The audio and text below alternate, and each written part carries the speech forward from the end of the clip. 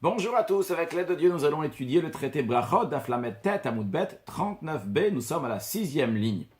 Lorsque quelqu'un veut manger 2 morceaux de pain et faire la bénédiction de Hamotzi, évidemment, avant de le manger, il veut manger un morceau et acquitter donc l'autre morceau de pain, eh bien, il doit faire sur le meilleur pain pour l'honneur de la bracha. La question est, qu'est-ce qui est considéré le meilleur morceau de pain?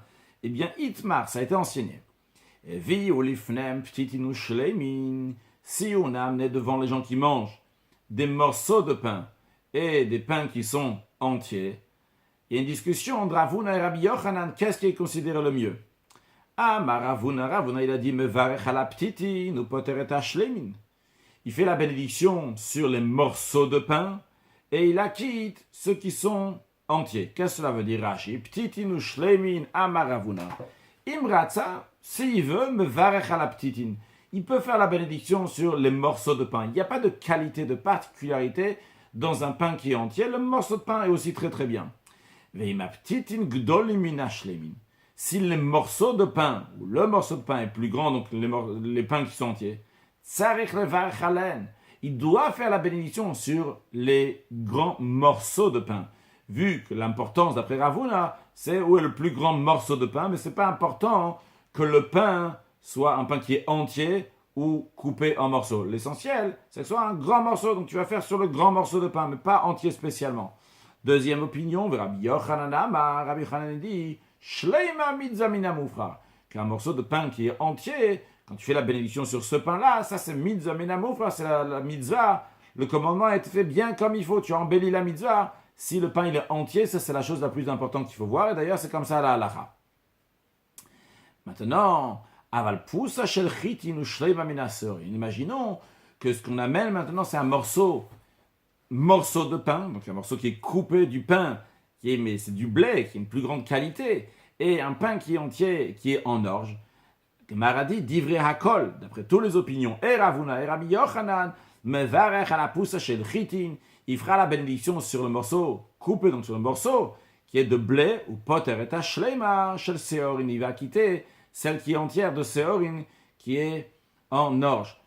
Donc, ce qu'on est en train de dire ici, c'est qu'un pain qui est au blé, il est plus important d'un pain qui est fait à base d'orge. Rabbi Irmiya Baraba, il a dit Ketanae. Ce que tu viens de dire ici, c'est une machloka de Tanaïm, de maître de la Mishnah, Rashi Ketanae. Hade amrat poussa shel chitin.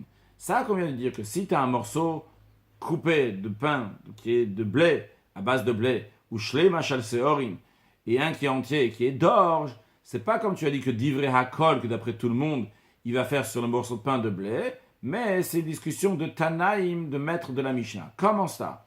Alors, on va pas le voir clairement, mais on veut en faire une déduction. Quelle déduction? On va parler de la terouma. La terouma, donc c'est une partie de ce qu'on a de la récolte qu'on doit donner au Kohen. Ici, en l'occurrence, on va parler d'un oignon. Quelqu'un a un oignon, il doit donner une partie de l'oignon au Kohen. Et qu'est-ce qu'on nous dit? Tormin batzel katan. On prend en terouma de la dîme un petit oignon shalem, qu'il est entier. Il est que petit, mais il est entier. Avalochatzi batzel gadol. Mais on ne prend pas un demi-oignon qui est grand. Donc, si tu as le choix entre prendre un demi-oignon qui est grand, il est plus grand que le petit oignon qui est entier. Qu'est-ce qu'on dit Tanakama? On va dire Rabbanan, donc les sages de Tanakama, la première opinion ici dans cette Mishnah, c'est que tu prends celui qui est entier. Deuxième opinion, Rabbi Yehuda Omer, Rabbi Yehuda il dit, non, qui est la Chatzi Batzal Gadol, ce qu'il doit prendre c'est la moitié d'un oignon qui est grand. En autre mot, Rabbi Yehuda te dit, c'est quoi l'importance? L'importance n'est pas le fait que l'oignon soit entier, c'est le demi-oignon, mais qui est grand. Je crois que j'ai dit entier, Chatzi Batzal Gadol, demi-oignon qui est grand. Ça, c'est ce qui est dit dans la Mishnah. Voyons d'abord Rashi. Avalo Chatzi Batzal Gadol, Afal Bisheish Bo Yoter Mikatan Shalem. Bien que l'oignon qui est grand, il a plus qu'un petit qui est entier, eh bien, tu ne prends pas un Chatzi Batzal Gadol. Non, tu prends le Chatzi Batzal Gadol. D'après Rabbi Yehuda, donc ce qu'on est en train de dire Rashi, c'est l'opinion de Rabbanan, tu ne prends pas un Chatzi Batzal Gadol. Bien. Maradi, Maïla, réfléchissons un peu plus, qu'est-ce qu'il y a derrière cette discussion, n'est-ce pas? Behaka mifrige. C'est ça la discussion. Des Mar, ça va que mettre. Pense, ici, quand on dit Mar, c'est la deuxième opinion qu'on vient de voir, c'est celle de Rabbi Yehuda. Rabbi Yehuda, il a dit que tu prends un Chatzi Batzal Gadol, tu prends un demi-oignon, mais qui est grand, pas un entier, un demi-grand. Pourquoi? Qu'est-ce qu'il pense? Parce qu'il pense Chashuvadif, que le fait que c'est important, ça a de la valeur, c'est un grand, c'est plus important qu'un qui soit entier. Ou Marsavar, et Maître pense, le Tanakama, la première opinion qu'on a vue dans la Mishnah qui dit qu'il faut un entier, il pense que Shalem Adif, qu'il vaut mieux quelque chose qui est parfait, qui est entier, que ce qui est important. Donc, ça va rejoindre aussi avec ce qu'on a dit avant. De la même manière qu'il y a une marloquette en ce qui concerne la Touma, de la même manière aussi en ce qui concerne la bénédiction de la moti, sur quel morceau de pain je dois le faire. D'après Rabbi Yehuda, il va te dire, tu fais sur le morceau qui est en blé, parce que bien que c'est un morceau seulement, c'est du blé, c'est important. Et par contre, d'après le Tanakama, il te dira, non, lorsque tu as un morceau de pain entier qui est de séorin, qui est à base d'orge, tu prendras quand même celui qui est à base d'orge plutôt qu'un demi qui est en blé. La Gemara répond non. Ta comparaison que tu veux faire entre la terouma et les morceaux de pain n'est pas juste. Pourquoi? Hey, Chadeika Kohen, s'il y a un Kohen qui se trouve ici présent, Kule Alma, tout le monde, et Rabbi Yehuda et Tanakama, l'obligé, ils ne vont pas discuter de Chashuvadif, ce qui est important, ce qui va donner le demi-oignon qui est grand, et ce qui c'est plus important, ça a plus de valeur. Qui pligué? C'est quand la discussion Bedeleka Kohen, qu'il n'y a pas de Kohen. Voyons le commentaire de Rashi, Beba comme Sheyesh Kohen. S'il y a un Kohen, Venot Lomiyad, il prend l'oignon, il lui donne tout de suite, eh bien c'est sûr et certain, qu'est-ce qu'il devra donner? Il devra donner un demi-oignon. D'après Rabbi Yehuda et Tanakama. Leur discussion, elle est Bema comme She'en Kohen. Et qu'est-ce que ça change s'il n'y a pas de Kohen ici tout de suite? Rashi nous explique, Tzarich le Yisrael, Shiyatznienu. Il y a besoin que le juif, le Israël, celui qui n'est pas Kohen, qui donne au Kohen cet oignon, il doit le mettre de côté. Achim tza Kohen litlon, jusqu'à qu'il trouve un Kohen pour lui donner. Et quel est le problème? Quand tu mets un demi-oignon, il ne tient pas, il va s'abîmer un demi-batzal, un demi-oignon. C'est la raison pour laquelle il y a une discussion dans ce cas-là. Qu'est-ce que tu dois faire? Mais s'il y a le Kohen ici, tout le monde sera d'accord que le chashou, ce qui est plus important, le demi-oignon, c'est ça que tu vas donner au Kohen, parce que ce demi-oignon est le plus grand. Et la Gemara, elle dit, regarde, d'ailleurs, ce qu'on vient de te dire, cette discussion entre Rabbi Yehuda et Tanakama, on le voit clairement. Ditnan, on a enseigné dans une Mishnah, Kolma, comme chez Yesh Kohen, dans tout endroit où il y a un Kohen, Torah Mina Yafe. Il doit prendre la terouma, donner de la dîme au Kohen, Mina Yafe, du bon, du meilleur. Et Kolma, comme chez Kohen, s'il n'y a pas de Kohen, ce qu'on regarde ici, ça va pas être le Yafe, le bon, mais Torah Mina Mitkayem, il va donner du Mitkayem, des choses qui est durable. Ça, c'est la première opinion, l'opinion de Tanakama. Donc, par exemple, si on va prendre un exemple d'oignon, qu'est-ce qu'il te dira Tanakama s'il n'y a pas d'oignon? Eh bien, tu prends Minamid Kayem, de ce qui va durer. C'est pas, s'il n'y a pas de Kohen ici, tu prendras Minamid Kayem de ce qui est durable. Ce qui reste qui est durable, un oignon qui est entier. Rabbi Yehuda Omer, deuxième opinion, dans cette Mishnah, qui nous dit l'opinion de Rabbi Yehuda, En Toremel Amina Yafe. Qu'est-ce qu'il veut prendre? Toujours du meilleur. Alors, même un demi-oignon, tu prendras un demi-oignon. Ah, c'est pas Midkayem, ça va pas tenir. Ce qui m'intéresse, c'est très important. Minayaf, il faut donner du meilleur. La Torah, elle dit, il faut donner du chelev. Le meilleur, il faut donner à Kadosh Baruch Hu. Bien, donc, en tous les cas, on a voulu dire que c'est une machloket de Tanaïm. Nous avons dit, donc, c'est pas une machloket de Tanaïm, puisque la discussion de Rabbi Yehuda et Tanakama, c'est lorsqu'il n'y a pas un Kohen, comme on l'a prouvé d'une autre Mishnah. Donc, revenons à la machloket, la discussion qui est entre Ravuna et Rabbi Yochanan, en ce qui concerne un pain qui est entier. Ah, Rav Nachman bar Yitzchak, Rav Nachman bar Yitzchak qui dit Veire Shamayim, quelqu'un qui craint qu'on lui a amené à manger des morceaux de pain et des pains entiers. Yotzei des Shnem. C'est ça qu'il dit. Alors quand on dit on amène les deux, ça veut dire il amène le.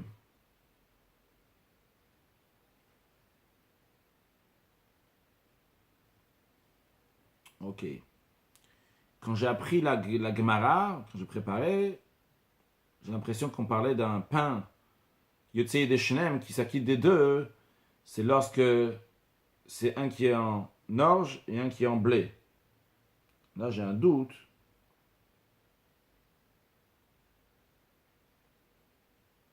Là, j'ai plus de doute, je me suis trompé en effet. On parle ici donc pour s'acquitter des deux, on parle qu'il a les deux, c'est-à-dire Ravuna et Rabbi Yochanan, puisqu'on a vu que Rav Huna dit que tu prends les grands morceaux de pain et Rabbi Yochanan dit qu'il prend un pain entier. Donc ici, qu'est-ce que tu fais? Le Yireh Shamayim, donc c'est bien ça, je me suis trompé lorsque j'ai préparé. Maintenant, donc, je vous dis, grâce à Dieu, j'ai découvert en partageant avec vous.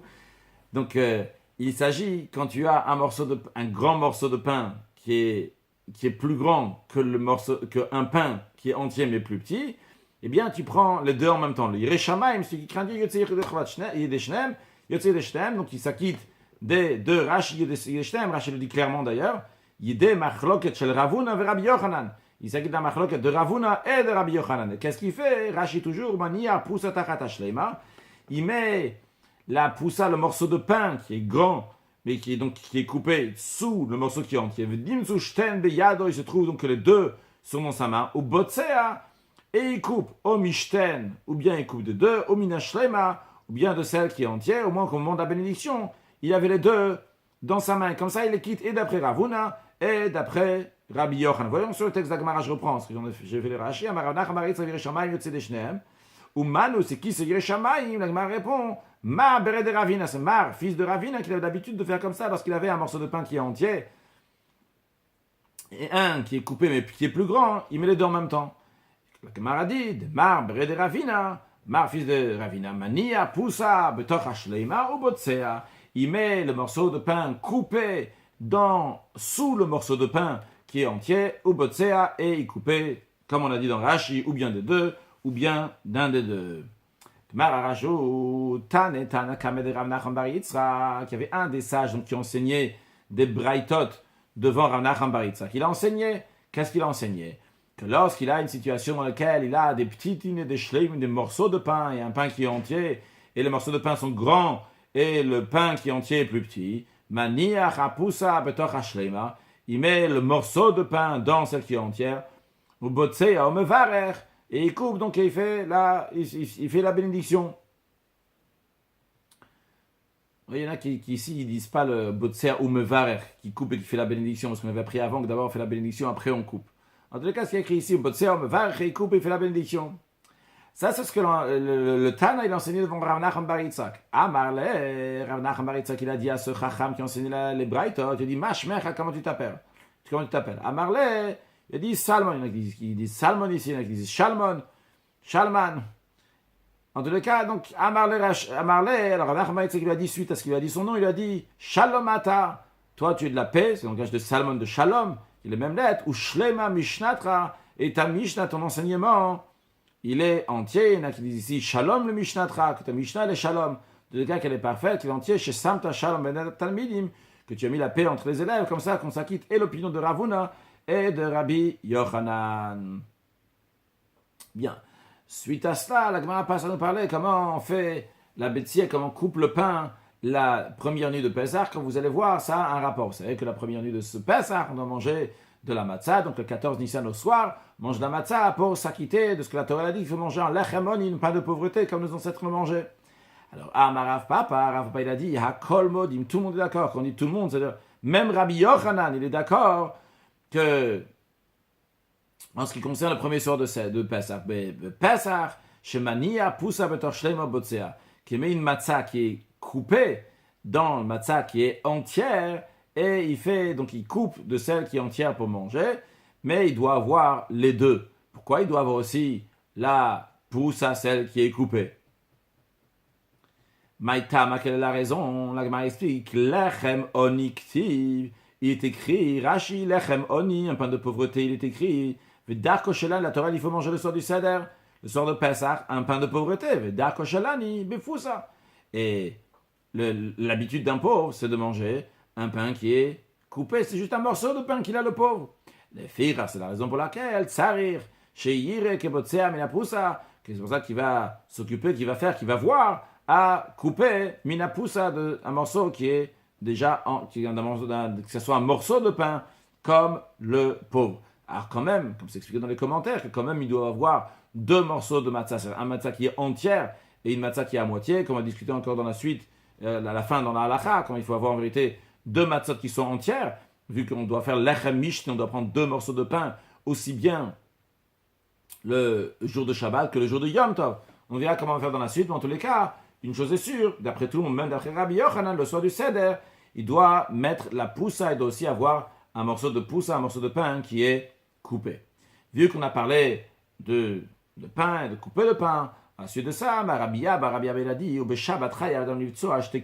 jour de Shabbat, quand on fait la bénédiction de Hamotzi, on doit avoir 2 kikarotes, 2 morceaux de pain en entier pour faire la bénédiction du Motzi. Maïtama, quelle est la raison?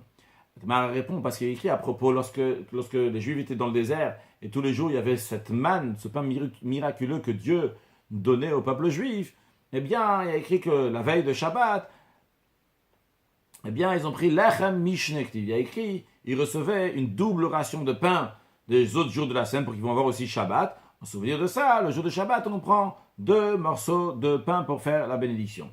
Amar Ravashi a dit, Chazin al Rav Kana, j'ai vu Rav Kana, de Nakitarte, qui prenait 2 morceaux de pain, mais par contre, ou Batsachad, lorsqu'il coupait le pain, il coupait seulement un morceau de pain, c'est comme ça, donc on fait la loi de lechem mishter de pain, c'est juste pour faire la bénédiction avec, mais pour être botsé à couper, ça suffit de couper un seul pain. Kamar a dit le comportement de Rabbi Zeira, Vabatsa, Kolasheruta, il coupait un morceau de pain. Lorsque c'était Shabbat, il coupait un morceau de pain qui va le contenter, qui va se suffire de ce morceau de pain, un gros morceau de pain pour tout le repas de Shabbat, pour montrer comment il aime le repas de Shabbat. Rashi a Kolasheruta, pousse un gros morceau de pain, Shayad Dailo, qui va lui suffire, le Chol Asouda be Shabbat, pour tout le repas de Shabbat. Amar le Ravina le Ravashi, Ravina dit à Ravashi, ce comportement-là de Rabbi Zera, il a l'air comme quelqu'un qui est ravatuna, qui est raève, qui a très très faim. On peut traduire ça peut-être un glouton aussi, je ne sais pas. En tout cas, quelqu'un qui a très faim, un gros morceau de pain. Comment Rabbi Zera il fait ça? C'est pas très fin de se comporter d'une telle manière. Amarle, Ravashi lui a dit, vu que tous les jours de la semaine Rabbi Zera ne se comporte pas comme ça. Et maintenant, pour Shabbat, il fait ça. Tanuna. C'est pas comme quelqu'un qui a très très faim, derrière une manière de Rav Tanoun, quelqu'un qui a faim qui saute sur le manger. On voit ici qu'il fait ça pour l'honneur du Shabbat. Et on va conclure avec Rav Ami ve Rav Asi, qui avait mitremolo rifta d'Eruv, lorsqu'ils avaient du pain de Eruv. De quel Eruv s'agit-il ici? Rashi nous va nous expliquer qu'il s'agit de Eruv Chatzeirot. C'est quoi Eruv Chatzeirot? Lorsque j'ai un appartement, j'ai une maison, toi aussi tu as une maison, il y a une partie commune entre les deux. À l'époque, ça s'appelait un khatser, donc une cour, puisqu'il y avait une cour et dans la cour, il y avait plusieurs maisons et les gens se servaient de la même cour. Aujourd'hui, dans des appartements, ça peut être une partie commune. Chez mon appartement ici, tu as ton appartement de l'autre côté et il y a des parties communes au milieu. Et bien, pour pouvoir porter dans cette partie commune et pour partir d'un endroit de ma maison à ta maison, on fait un eruvé khatserot. Donc, on mélange ces khatser, donc ces cours, c'est cette cour, ou plusieurs cours, on peut faire ça aussi avec plusieurs cours. Et comment on fait ça? Que chacun donne du pain, et le pain après se trouve dans la maison chacun donne de la farine, quelque chose, et le manger, donc ce pain-là va se trouver dans la maison de quelqu'un. Eh bien, la Gemara nous dit, lorsque Rav Am Asi, qui a vomi le rifta d'Eruv, lorsque ils avaient chez eux ce pain-là de Eruv, comme Rashi nous dit, rifta d'Eruv, chez Ervu bo etmol Eruv et Chatzeot, que hier ils ont fait les Eruv et Chatzeot, quand on dit hier, ça veut dire vendredi, et maintenant on est Shabbat. Eh bien, qu'est-ce qu'il faisait? Il faisait la bénédiction à Motzilech Amina Haaretz. Donc il le mangeait pendant Shabbat. D'ailleurs, ça c'est d'après l'opinion de Rashi, que le Hérouv, une fois qu'on a fait le Hérouv la veille de Shabbat, on peut le manger pendant Shabbat. Après d'autres, il faut attendre après Shabbat pour manger le Hérouv. Si tu l'as mangé pendant Shabbat, ton Hérouv ne vaut plus rien, tu n'as plus le droit de porter d'un endroit à l'autre. En tout cas, d'après l'opinion de Rashi et d'autres, on peut manger ce Hérouv là le même jour de Shabbat, ce Shabbat là même, c'est ce qu'il faisait Rav Ami et Rav Asi. Pourquoi il faisait ça? Amre, il disait, il vit tavet be mitzvah chada, vu qu'on a fait une mitzvah déjà avec ce pain, qu'on a fait le Hérouv, eh bien, on a fait be mitzvah charit, on va faire encore une autre mitzvah avec ce Hérouv. On va conclure avec une halakha qui concerne donc les lois de Pesach, qu'on a appris comment on mange la matzah le soir du Pesach. Donc, dans le Shulchan Aruch, Pesach taven ayin le Admur Azaken, dans halakha dalet, il dit que lorsque on fait la bénédiction, donc le soir du Seder, il faut prendre les deux matzot au moment du motzi, et que la matzah qui est coupée va être au milieu entre les deux. Et il dit, il ne faut pas mettre celle qui est coupée au-dessus. Donc, on répète, il y a une matzah entière au-dessus, en dessous, une matzah entière au-dessus. Au milieu, il y a une demi-matzah. Cette demi-matzah, il ne faut pas la mettre au-dessus. Pourquoi? Lorsqu'il fait un motzi, après, il fait il fait deux bénédictions le soir du Seder. D'abord à Motzi Lechem Min Haaretz, et après on fait la bénédiction à l'Achilat Matzah. Alors quand on fait la bénédiction de la Motzi, en quoi la bénédiction de la Motzi, c'est sur celle qui est entière. La bénédiction de l'Achilat Matzah, c'est sur celle qui est coupée, puisque c'est le Lechem Oni, c'est le pain de pauvreté. Si la partie qui est coupée va être au-dessus, eh bien il va passer au-dessus de la mitzvah. Lorsqu'il fait un Motzi, tu fais un Motzi, tu as une Matzah maintenant qui est au-dessus. On n'a pas le droit de passer, tu as une mitzvah qui est juste à côté de toi, tu dois faire sur cette mitzvah-là, sur la Matzah. Donc tu mets la Matzah au milieu. Ah, maintenant qu'est-ce que tu vas faire? Après que tu as fini la bénédiction de Hamotzi, tu enlèves comme ça, tu enlèves ta main de la troisième Matzah et tu attrapes maintenant seulement une Matzah et demi. Je dis et demi, c'est pas exact et demi, mais en tout cas c'est une poussa, c'est une Matzah qui est coupée. Et après donc tu fais la bénédiction de Achilat Matzah. Mais tu gardes quand même celle qui est en haut. Tu gardes quand même celle qui est en haut, donc celle qui est entière. Pourquoi? Parce qu'il y en a qui disent que le Hamotzi que tu as fait, c'est sur celle qui est coupée, celle qui est au milieu, l'Echem Oni. Et la bénédiction d'Achilat Matzah, c'est sur celle qui est entière. Donc c'est pour ça qu'on veut s'acquitter des deux.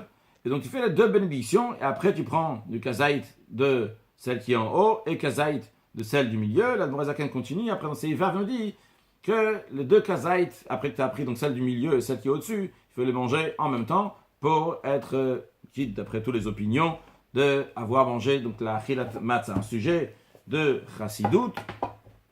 On a parlé de Lechem Mishne, de prendre deux morceaux de pain.